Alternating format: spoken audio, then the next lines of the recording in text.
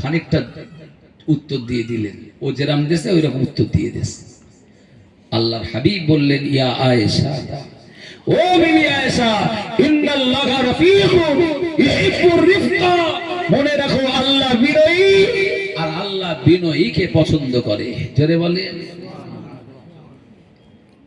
ইমানদার সকল সব সময় বিনয়ী হবে, ইমানদার নমনীয় হবে, ইমানদারের আখলাক, ইমানদারের ব্যবহার, ইমানদারের কথাবার্তা, ইমানদারের আচার আচরণ কখনো কাফের, বেঈমান, মুনাফিক মার্কা হবে না। ঠিক বলছি না ভাইরা আমার? তো আমি এই কথাগুলো এই জন্য বললাম যে রাসূলুল্লাহ সাল্লাল্লাহু আলাইহি সাল্লাম ত্যাগ স্বীকার করেছেন, সবর করেছেন, আর এই সবরের ফল 2 বছর যেতে না যেতে আমার আল্লাহ এমন ফল দিয়েছেন যে মক্কার জমিন ছেড়ে রাসূলুল্লাহ এক সময় রাতে পালিয়ে চলে গেলেন, হিজরত করলেন। আজ সেই মক্কার মানুষ রাসূলুল্লাহর জন্য তারা লালায়িত হয়ে আছে, হুজুর আপনি এইখানে থাকেন, আপনি এই মক্কায় থাকেন, আপনি এই বাড়ি থাকেন, আপনার জন্য সব আমরা দিয়ে দেব। রাসূলুল্লাহ বললেন, না, মদিনায় আমি জায়গা নিয়েছি, তোমাদের সাথে আমাদের সম্পর্ক থাকবে, কিন্তু আমি রাসূলুল্লাহর শেষ ঠিকানা ওই মদিনাই হবে। জোরে বলে। কারণ একটা সময় তোমরা আমাকে তাড়িয়ে দিয়েছো, আমি আল্লাহর অর্ডার নিয়ে চলে গেছি, আর সেই সময় মদিনাওয়ালারা আমাকে সাপোর্ট দিয়েছে। মদিনাওয়ালারা আমাকে কি করেছে? সাপোর্ট দিয়েছে। মুসলমানের ছেলেরা, যুবক জনেরা, ও মুরব্বিরা, মা বোনেরা, মনে রাখুন এই রাসূলুল্লাহ সাল্লাল্লাহু আলাইহি ওয়াসাল্লাম তিনি আমাদের জান প্রাণের চাইতে আরো প্রিয়। আল্লাহ তাআলা আমাদেরকে বলে দিয়েছেন, কুল ইন কুনতুম তুহিব্বুনাল্লাহ, যদি আমার সাথে মহব্বত লাভ করতে চাও, আমি আল্লাহর ভালোবাসা পেতে চাও, তো ফাত্তাবিউনি,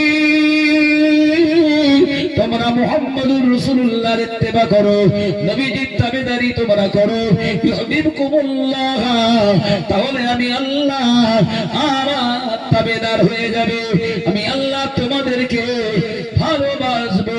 তোমরা যদি আমার নবীর ইত্তেবা করো, নবীর ভালোবাসা লাভ করতে পারো, আমি আল্লাহ তোমাদেরকে ভালোবাসবো।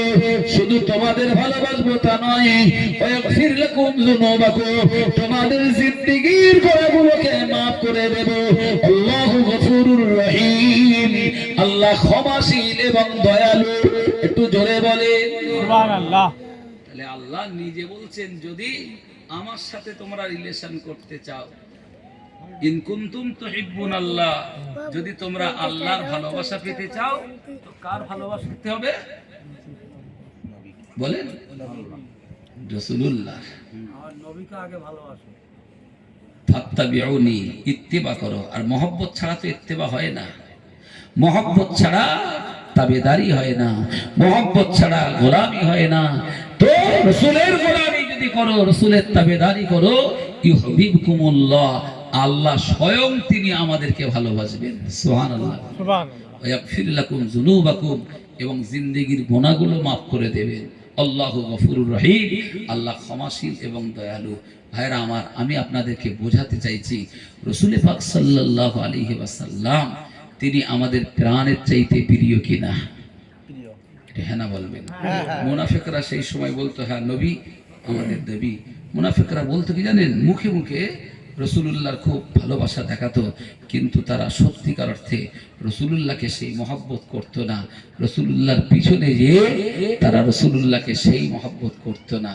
আমরা তো মুনাফিক না, আমরা আল্লাহর হাবিবকে মুখেও যেমন অন্তরেও তেমন ভালোবাসি। রাসূলুল্লাহর জন্য প্রয়োজন হলে আমরা আমাদের জীবন ইনশাআল্লাহ দিতে পারবো। পারবো না? পারবো না। মুনাফিকগুলো কি জানেন? তারা যেখানে যেমন সেখানে তেমন বলতো। মুনাফিকরা গুস্তাগে রাসূল হতো, বেয়াদব, তারা রাসূলুল্লাহর বেয়াদবি করত। এখন সমাজে কিছু মুনাফিক আছে না নেই? কথা বলতে হবে।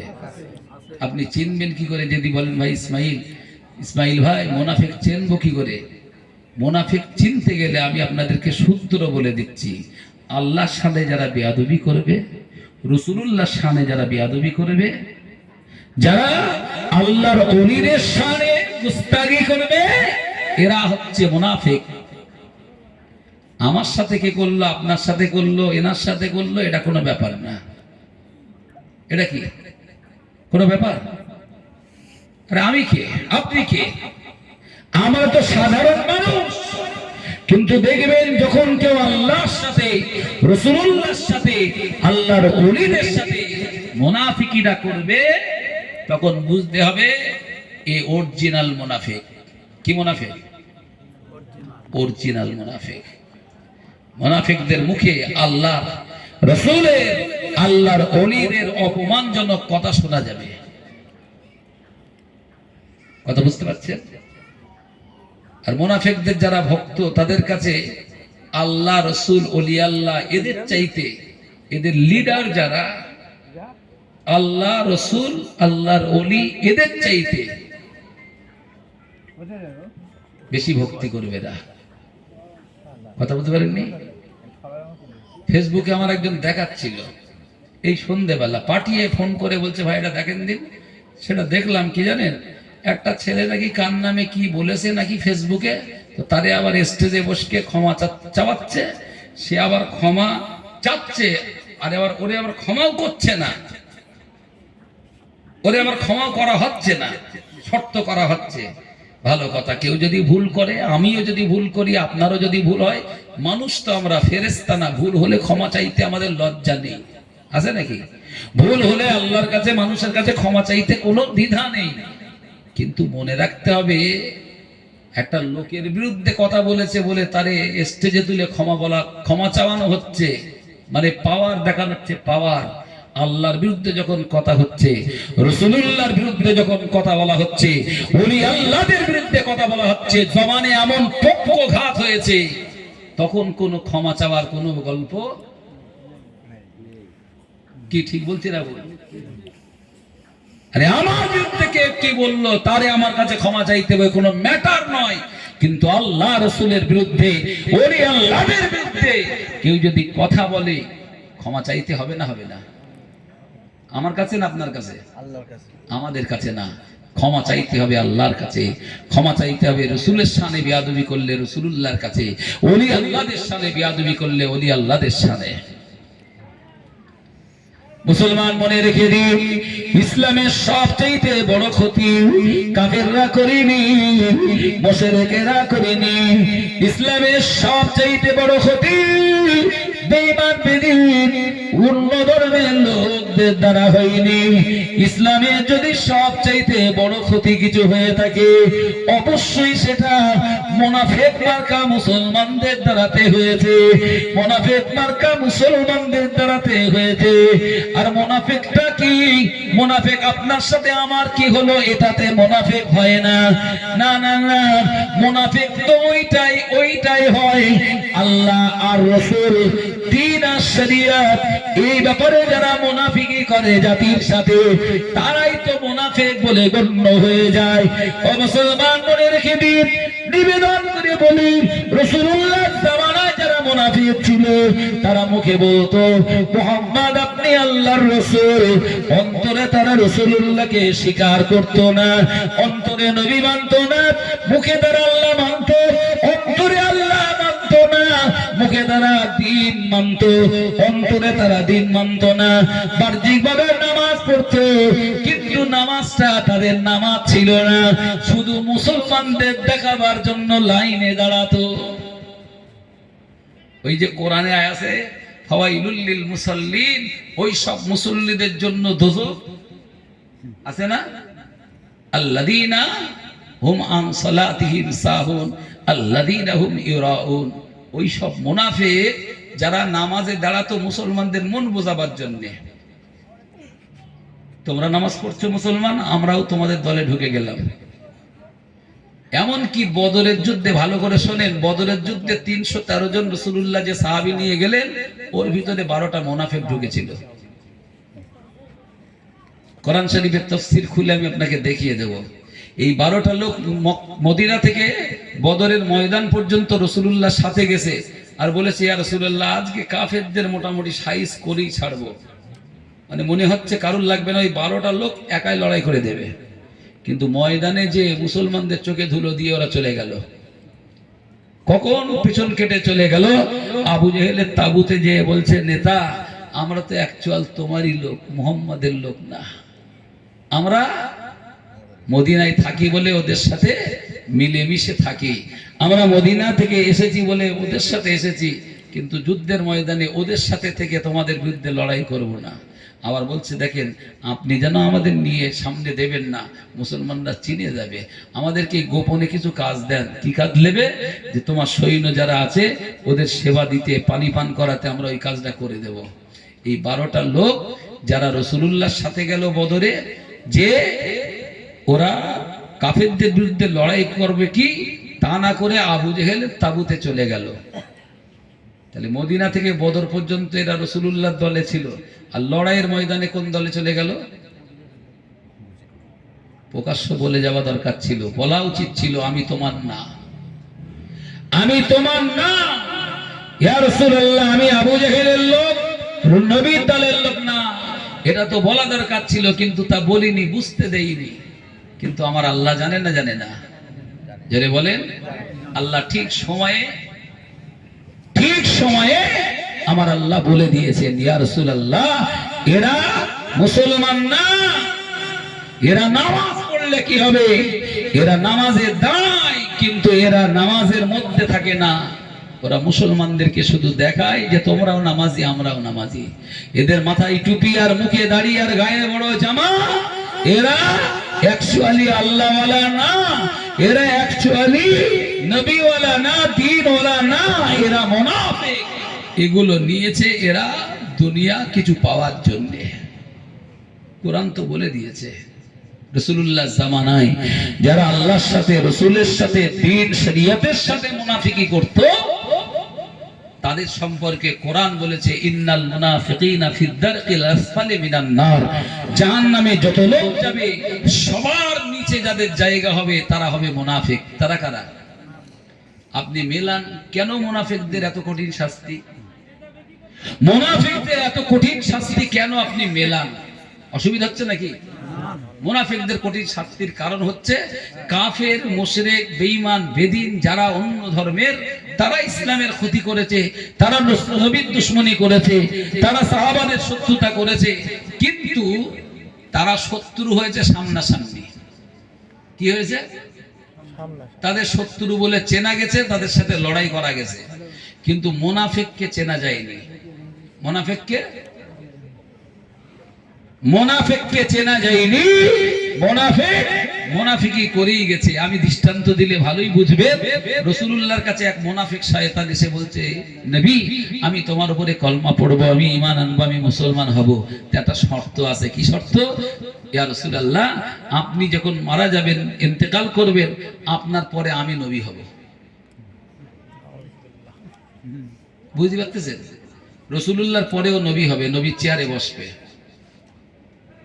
আল্লাহ রসুলের হাতে তখন খেজুরের একটা শুকনো ডাল ছিল, ওইটা দেখিয়ে বললেন দেখো তুমি যদি এই খেজুরের ডালটা চাও আর এইটার বদৌলতে তুমি কলমা পড়তে চাও, ওই শুকনো ডালটাও দিয়ে তোমারে কলমা পড়াবো না। রাসূলুল্লাহ ইন্তেকাল হয়ে গেলেন। মুসলমানদের কাছে যখন বিরাট একটা শোক, রাসূলুল্লাহ নেই, নবীজি নেই, চলে গেছে, একটা ব্যথা থাকবে তো, কষ্ট থাকবে তো।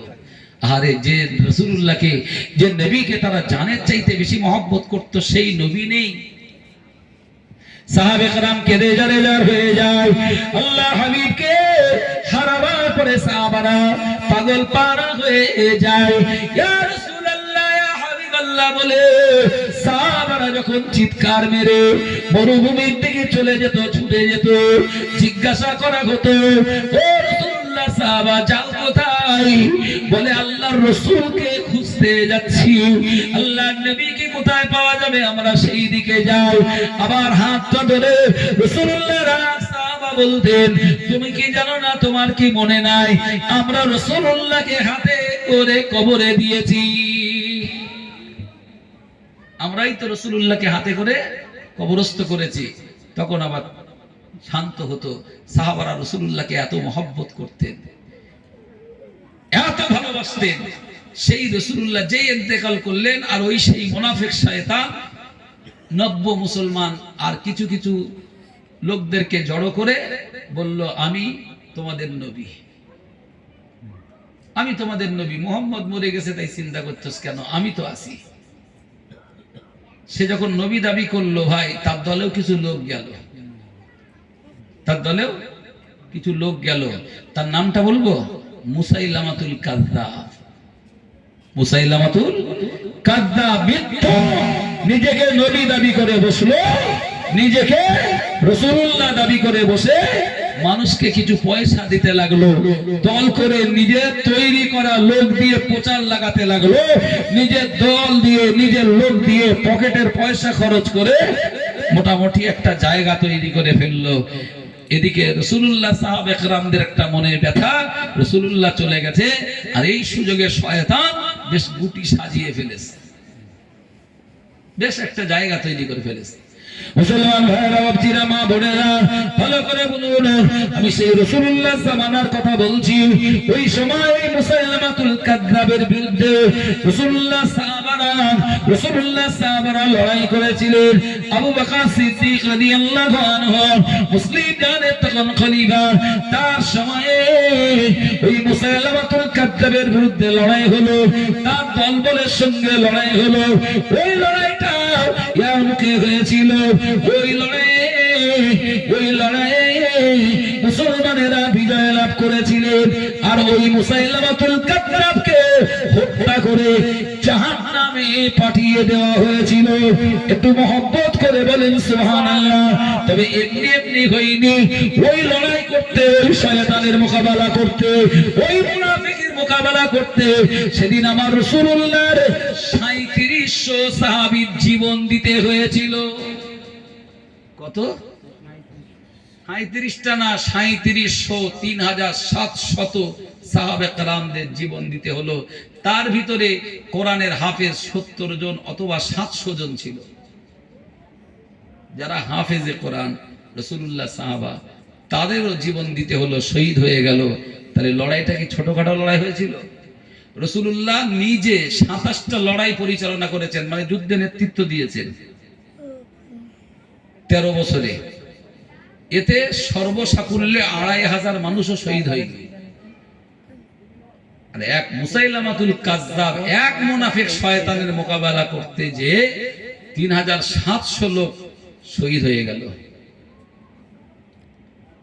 আশ্চর্য ভাইরা আমার, এই আবু বকর সিদ্দিক রাদিয়াল্লাহু আনহু ২ বছর ৪ মাস খেলাফতি চালালেন। এনার পিরিয়ডটা চলে গেল, ইনি চলে গেলেন। ওনাকে কবর দেওয়া হলো, মাজার হলো রাসূলুল্লাহর পাশে। এরপরে মুসলমানদের খলিফা হলেন হযরত উমর। 10 বছর ৬ মাস খেলাফত চালালেন। এই 10 বছরের ভিতরে উমর রাদিয়াল্লাহু আনহু পৃথিবীর অর্ধেকটা সাম্রাজ্য দখল করলেন, কালেমার পতাকা উড়ালেন। সুবহানাল্লাহ। তলোয়ার দিয়ে মেরে, যুদ্ধ করে, কাউকে হত্যা করে, বোম মেরে দখল করেনি। রাসূলুল্লাহর আদর্শ নিয়ে, কালেমার ঝান্ডা নিয়ে, আল্লাহর কোরআনের বাণী, নবীর আদর্শ নিয়ে তিনি মানুষের কাছে বার্তা দিলেন। মানুষ সব কালেমা পড়ে মুসলমান হয়ে গেল। প্রায় পৃথিবীর অর্ধেকটা সাম্রাজ্য ওমরের হাতে।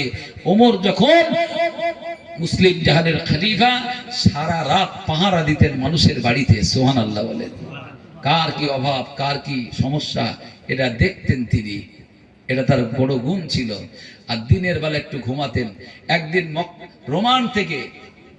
রোমান সম্রাটকে হাদিসের ভাষায় বলা হয় কিসরা, আর পারস্য সম্রাটকে হাদিসের ভাষায় বলা হয় কাইসার। এই রোমান সম্রাট কিসরা লোক পাঠিয়েছে যে মদিনায় যাও, মুসলমানদের যে বাদশাহ, তিনি কেমন বাদশাহ, তার বিশাল যে রাজপ্রাসাদ, এগুলো সব ভালো করে গোয়েন্দাগিরি করে আসো। কারণ ওমরের নাম শুনলে বিশ্ব ডরে যায়, বিশ্ব কেঁপে যায়। সুবহানাল্লাহ বলে। ওমর তো সেই ওমর যে ওমরের জামানায় বাঘ আর বকরি এক ঘাটে পানি পান করত। এটা গল্প না, সত্য। ওমরের জামানায় মেয়েরা বাচ্চাদের ঘুম পাড়ানোর জন্য, বাচ্চারা যখন দুষ্টুমি করত, মায়েরা বলতে ওমর আসছে। কসম আল্লাহ, এটা বাজে কথা নয়। এখনকার মায়েরা যেমন ভয় দেখায়, বাঘ আসতেছে, হ্যাঁ, যেটা ভয় করে সেই ভয়টা দেখায়। আর তখন মায়েরা বলছে ওমরকে ডাকবো, ভাত খাবি নে। বাচ্চারা দুষ্টুমি করলে ওমরের নাম বলতো, আর বাচ্চাগুলো দুষ্টুমি বন্ধ হয়ে যেত। সুবহানাল্লাহ বলে। শুধু তাই নয়, ওমর যে রাস্তা দিয়ে যেত ওই রাস্তায় ইবলিশ শয়তান আর সেই দিন যেত না। সুবহানাল্লাহ বলবেন না? সুবহানাল্লাহ। হযরত ওমর ফারুক রাদিয়াল্লাহু আনহু তিনি নামাজের ইমামতি করতেছিলেন মসজিদে নববী শরীফে।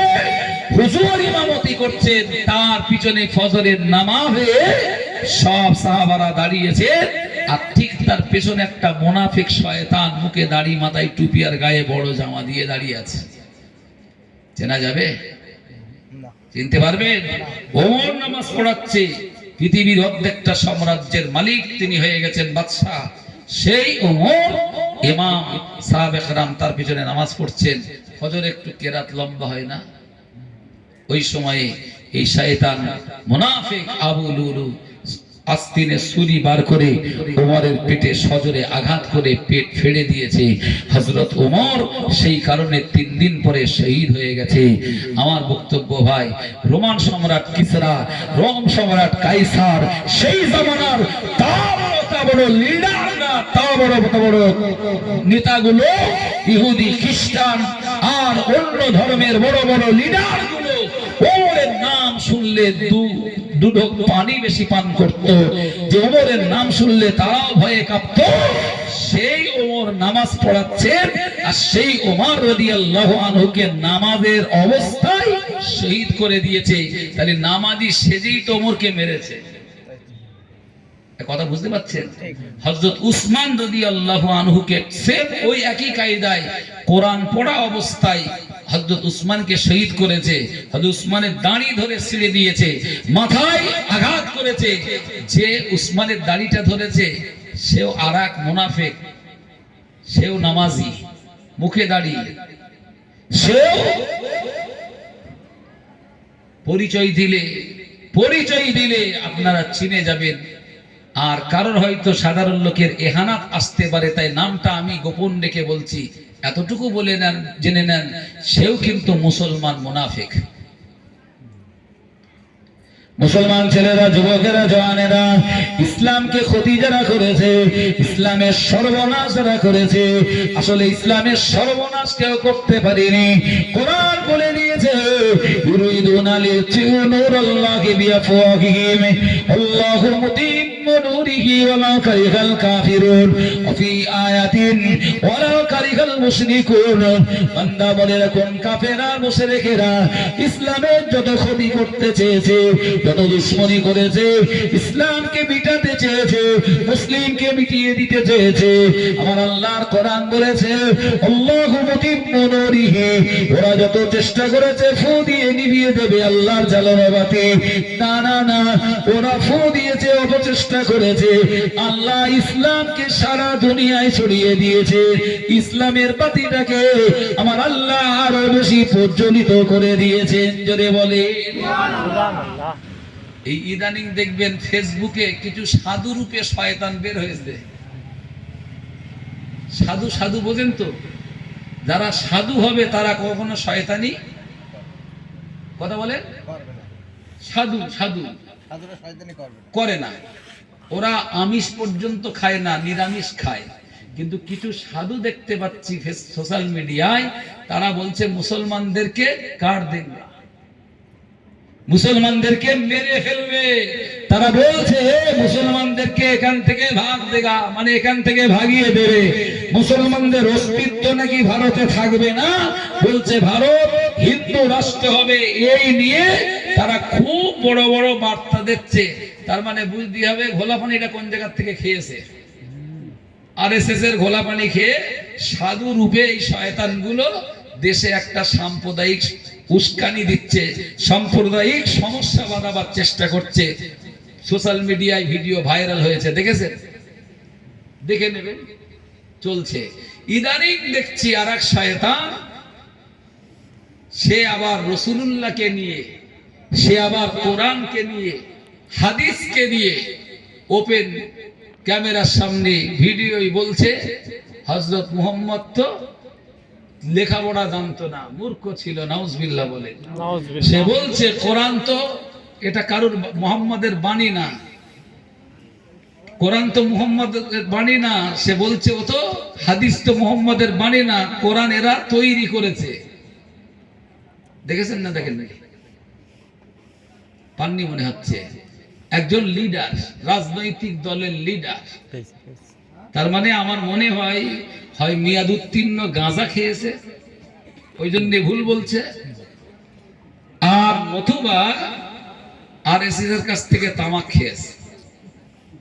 আরএসএস এর তামাক না খেলে একটা রাজনৈতিক লিডার, তার একটা পরিচয় আছে, সে যে দলেরই হোক, হয়তো এখন ওই মরা ছেলে কোলে করে কাঁদা মতো, যার কোনো ভ্যালিড নেই। মরা ছেলে যতই কাঁদেন কোলে করে, কবরে দিতে হবে না? হবে না? যে রাজনৈতিক দলের লোক বলতেছে, সেই রাজনৈতিক দলটাকে আমি ছোট করব না, তবে সেই দলে ওই লোক একটা মরা ছেলের মতো, যতই লিডার হোক। কি একটা ভট্টাচার্য না কি নাম দেখেন কি নাকি? হ্যাঁ, সব খুলে বলা যায়। এ বেটা মনে হয় আরএসএস এর তামাক খেয়েছে। যাদের কোনো ধর্ম নেই বলে, যারা যে মতবাদে বিশ্বাসী, তারা ধর্ম নিয়ে এত হঠাৎ করে এ করছে কেন? বুঝতে হবে কারোর তামাক খেয়েছে। এরা দেখেছে যে মুসলমানের বিরুদ্ধে কিছু বললে, নবী মুহাম্মদের বিরুদ্ধে কিছু বললে, মুসলমানরা একটু হই হই করবে, মুসলমানরা একটু প্রতিবাদ করবে, সভা সমাবেশ করবে, আমার নামটা হাইলাইট হয়ে যাবে, আর বিজেপি আমারে বড় চেয়ার দিয়ে মন্ত্রী বানাবে। এইরকম একটা স্বপ্ন দেখে সময় হয়। কিছু কিছু শয়তানের উৎপত্তি হয়। এবারে বলেন ভাই, এ যারা ইসলামের দুশমন, এদের নয় শয়তান বললাম। এই যে নবীর দুশমন, শয়তান বললাম। ওই যে নুপুর শর্মা নবীর বিরুদ্ধে কথা বলেছিল, আমরা তার বিরুদ্ধে লড়াই করলাম, ঠিক না বেঠিক? নবীর বিরুদ্ধে কি বলেছিল জানেন? ভাষাটার আমি সেইভাবে বলবো না। নবীজির বিবাহ হলো হযরত আয়েশা সিদ্দিকার সাথে। আয়েশা সিদ্দিকা আম্মাজানের বয়স মাত্র 6 বছর ছিল। 9 বছর বয়সে আয়েশা সিদ্দিকা আল্লাহ রাসূলের সংসারে এসেছিলেন, এটা সত্য জিনিস। এইটাকে নিয়ে কটাক্ষ করার কারণে নুপুর শর্মা এইটাকে নিয়ে বাজে মন্তব্য করবার কারণে মুসলমানদের সেন্টিমেন্টে লাগলো যে রাসূলুল্লাহ এবং মা আয়েশাকে নিয়ে, আমার রাসূলকে নিয়ে এই অপমানজনক কথা। সেই সময় যদি নুপুর শর্মারে পাওয়া যেত, মুসলমানরা জ্যান্ত বাঁচিয়ে রাখত।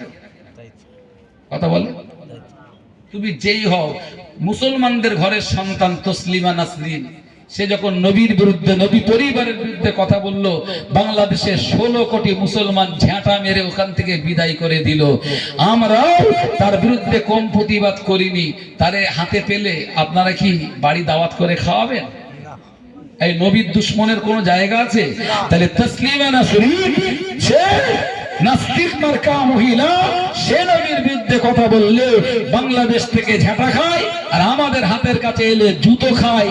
মুসলমান এই নবীর জিলদাররা, এরা নবীর বিরুদ্ধে কথা বললে এদের বিরুদ্ধে তখন আমরা সোচ্চার হই। আর এই ভট্টাচার্যের মতো লোকেরা, এরা নবীর বিরুদ্ধে কথা বললে তাদের বিরুদ্ধে আমরা গলা বাজাই। যখন এই সাধুরূপে শয়তানরা ইসলাম আর নবীর বিরুদ্ধে কথা বলে, তাদের বিরুদ্ধে আমরা গর্জে উঠি। এখন ভাই, নবিয়ানা স্টেজে বসে, মাথায় টুপি, মুখে দাঁড়িয়ে আর বড় জামা পরে কেউ যদি নবীকে অপমান করে, নবীকে ছোট ভাষায় কটাক্ষ করে, নবীর শানে খেলাফ এমন কত ভাষা যদি এই জায়গায় বসে বলে, নবীকে যে শব্দে ছোট করা হয়, নবীকে যে শব্দে অপমান করা হয়, বলেন এ ঘরের লোক, মাথায় টুপি, মুখে দাঁড়িয়ে আর বড় জামা আছে বলে আপনি কি জিন্দাবাদ দিতে পারবেন? এই কথা বলে দেওয়া যাবে না, মানে হুজুর না। নবীন জিলদাল নুপুর শর্মা, তসলিমা নাসরিন নবীর বিরুদ্ধে কথা বলেছে,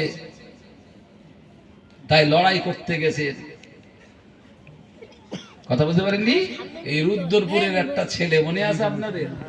একটা ছবি ছেড়েছিল, তাই মুসলমান পুরো তোলপাড় করে দিলে। তাই গোগনায় 10 টাকারই পুরি খেতে। ওটা গায়ের কম, তাই না? আর তোমার ঘরের লোক যখন নবীকে ভিখারির বাচ্চা বলতেছে, তুমি তখন চাঁদতেছো, লজ্জা করে না?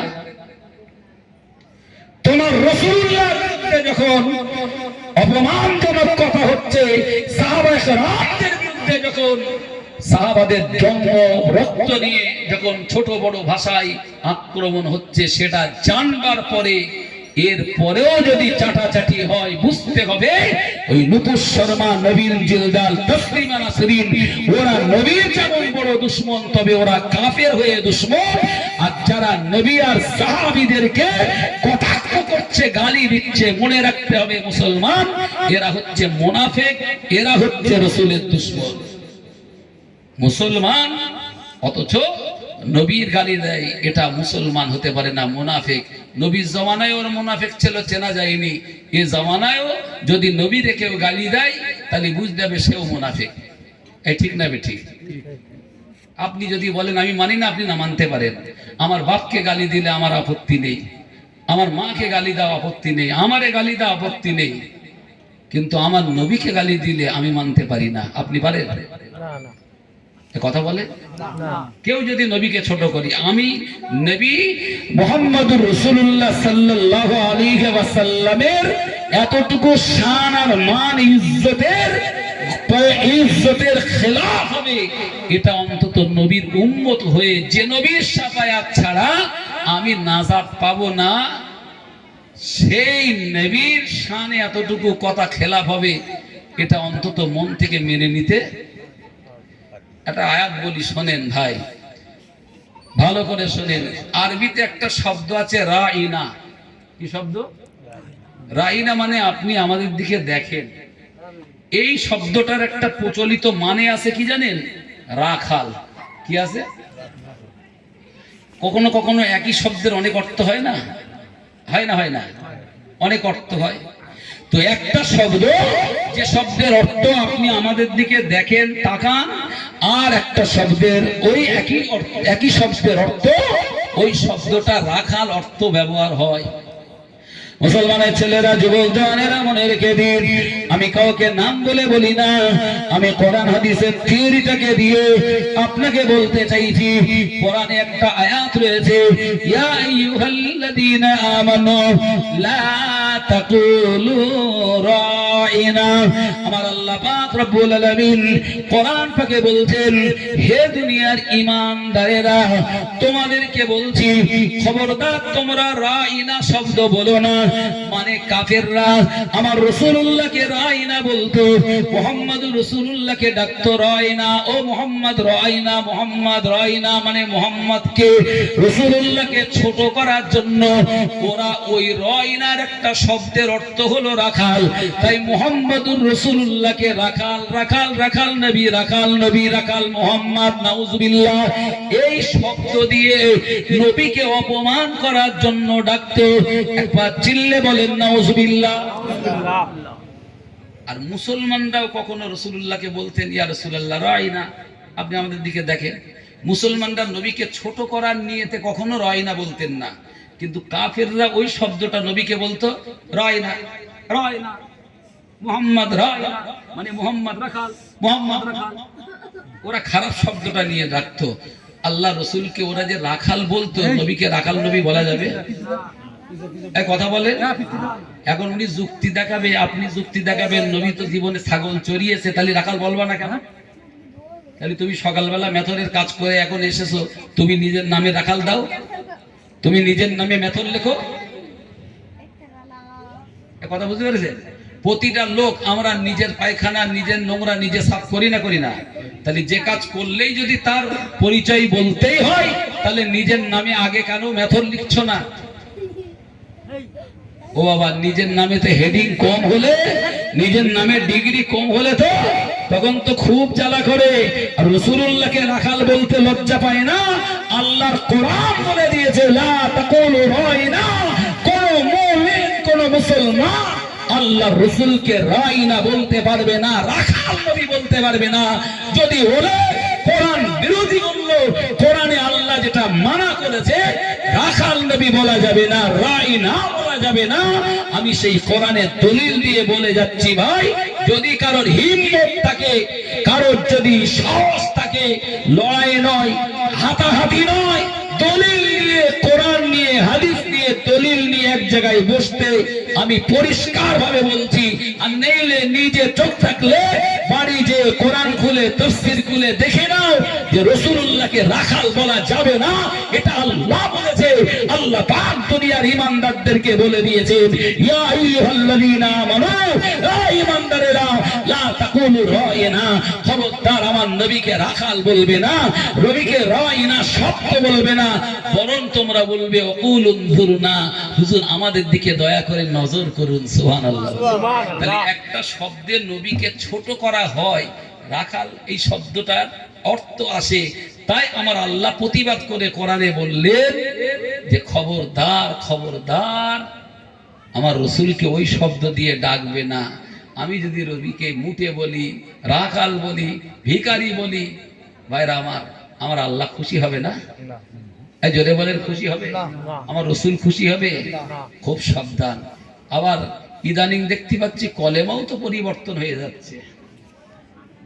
ইদানিং ও ভিতর ভিতর সেই মুসাইলামাতুল কাযযাবের প্ল্যান চলছে নাকি। মুসাইলামাতুল কাযযাব নবীর কাছে এসে বলেছিল, আপনি নবী আছেন যতদিন ঠিক আছে, আপনার পরে হব আমি নবী। যখন রাসূলুল্লাহ অ্যাকসেপ্ট করেননি, ও কিন্তু ওই প্ল্যানেই ছিল। একদিন সে কলেমা প্রচার করলো, লা ইলাহা ইল্লাল্লাহ মুসাইলামা রাসূলুল্লাহ। হ্যাঁ, লা ইলাহা ইল্লাল্লাহ মুহাম্মাদুর রাসূলুল্লাহ বাদ দিয়ে মুসাইলামা রাসূলুল্লাহ। আপনি নেট খোলেন, লা ইলাহা ইল্লাল্লাহ মুহাম্মাদুর রাসূলুল্লাহ পরিবর্তন হয়ে নতুন রাসূলুল্লাহ পাওয়া যাবে। পাওয়া যাবে না? যাবে না, পাওয়া যাচ্ছে।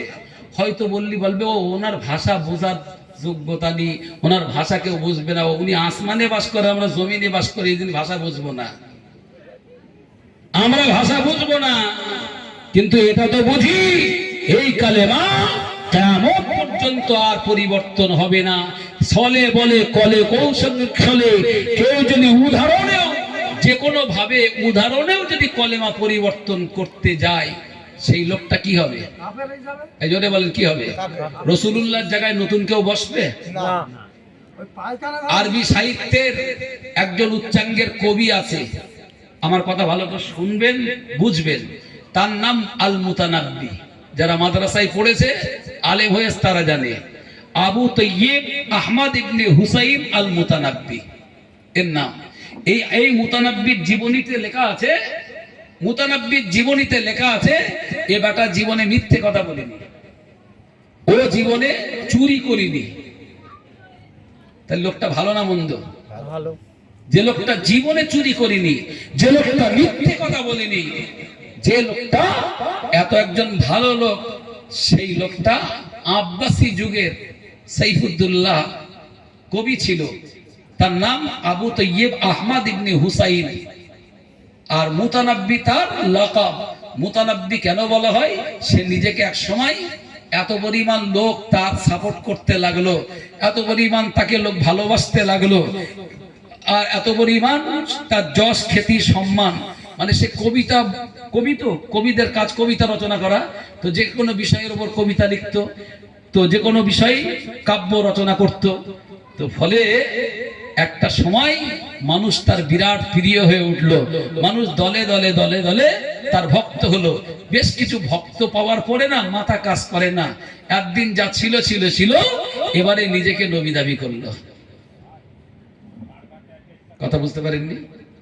আরবি সাহিত্যের বিখ্যাত কবি, যার একটা দেওয়ানে মুতানাব্বি বলে একটা কাব্যগ্রন্থ আছে, মাদ্রাসায় যারা পড়েছে তাদের সেই কাব্যগ্রন্থ পড়তে হয়, আমরাও পড়েছি। এই আবু তাইয়্যিব আহমদ ইবনে হুসাইন আল মুতানাব্বি নিজেকে নবী দাবি করে জাহান্নামে গেছে। অথচ লোকটা জীবনে মিথ্যে কথা বলিনি, লোকটা জীবনে চুরি করিনি, লোকটার জীবনের অনেক ভালো গুণ ছিল। তো শুধু ভালো গুণ থাকলে হবে? যখন নিজেকে নবী দাবি করেছে, কাফের হবে না? হবে না? আমি আরেকজনের নাম বলছি, শোনেন।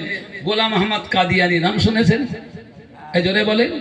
গোলাম আহমদ কাদিয়ানি, এ বেটা নিজেকে রাসূলুল্লাহ দাবি করেছিল, নিজেকে নবী দাবি করেছিল। আমি বক্তব্য ছাড়বো, আমার পরে কে আছে তাকে নিয়ে আসেন, কারণ 10টা পর্যন্ত টাইম ছিল, 10 মিনিট 7-8 মিনিট ওভার হয়ে গেছে। আমার পরে কে আছে কমিটির ভাইদের বলছি তাকে নিয়ে আসেন।